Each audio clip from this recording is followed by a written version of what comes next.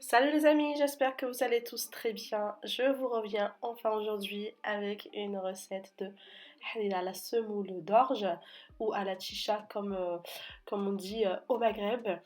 Très très bonne, d'ailleurs je vous souhaite un très bon ramadan, un ramadan karim à tous les musulmans qui me regardent. Donc on va commencer avec la préparation. J'ai mis de l'huile de tournesol au fond d'une cocotte ou bien de l'huile d'olive comme vous voulez. On ajoute ensuite les oignons et on laisse un petit peu cuire tout ça dans l'huile sur un feu très doux. Donc la semoule, enfin la harira à la semoule d'orge est très répandue à l'ouest de l'Algérie.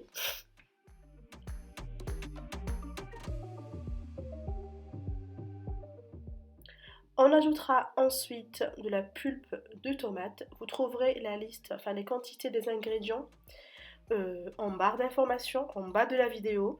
Faites dérouler la barre pour avoir les quantités des ingrédients. Donc j'ai ajouté la pulpe de tomate. Si vous n'avez pas ça, vous pouvez râper des tomates bien mûres, bien rouges pour avoir une bonne harira bien rouge et bien acide, on va dire. Donc j'ai mélangé bien tout ça avec l'oignon. Ensuite, on va venir ajouter les carottes. Donc c'est une recette qui est très facile, hein. Ça se prépare en 30 minutes. Quand vous voyez sans viande, vous pouvez ajouter de la viande au tout début si vous voulez mettre de la viande dans votre harira.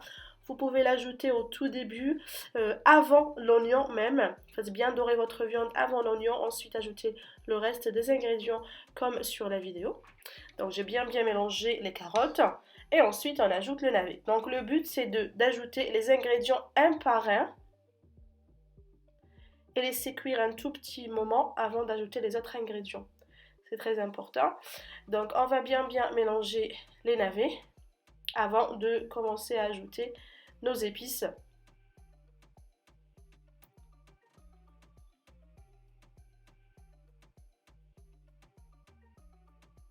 Donc là j'ai mis du sel.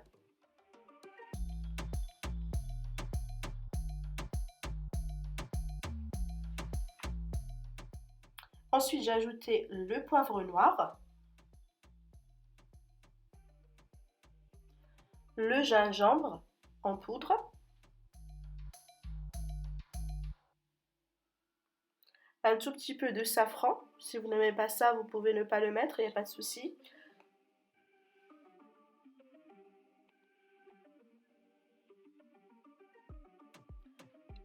De la karvi, ou bien ce qu'on appelle en dialecte karouia, donc de la karvi. Et du piment rouge doux ou bien du paprika, si vous n'avez pas de piment rouge, du curcuma,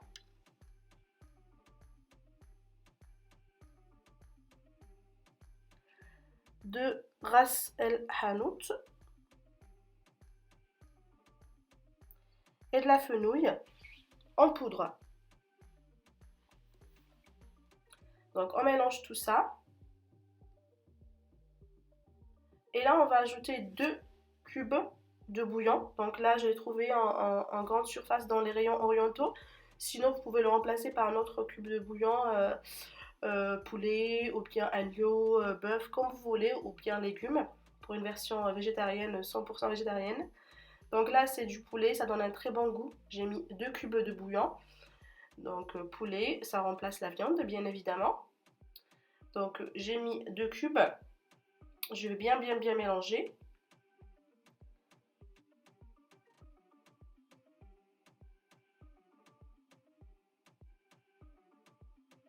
Ensuite j'ai ajouté de l'eau chaude. Donc à peu près 2 litres. Vous allez bien sûr trouver toutes les quantités en barre d'informations comme je l'ai dit tout à l'heure. Et là, on va ajouter de la céleri et de la coriandre. Donc un bon bouquet de coriandre, c'est très important dans ce genre de soupe. On va fermer la cocotte et on va laisser cuire tout ça 15 minutes, c'est assez suffisant, il n'y a pas de viande. Mais bon, 30 minutes s'il y a de la viande.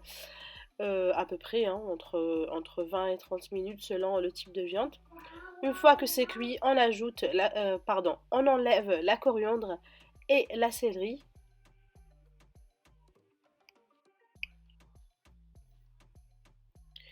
Et on va mixer tout ça, donc avec un mixeur à l'aide d'un mixeur ou d'un bras mixeur, si vous préférez.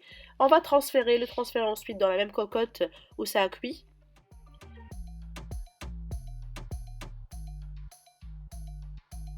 Et on va ensuite ajouter du cubeb, donc ça va relever notre soupe, c'est très très bon.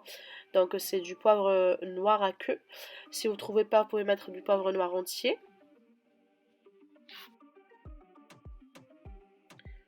On ajoute ensuite de la noix de muscade en poudre, donc un tout petit peu.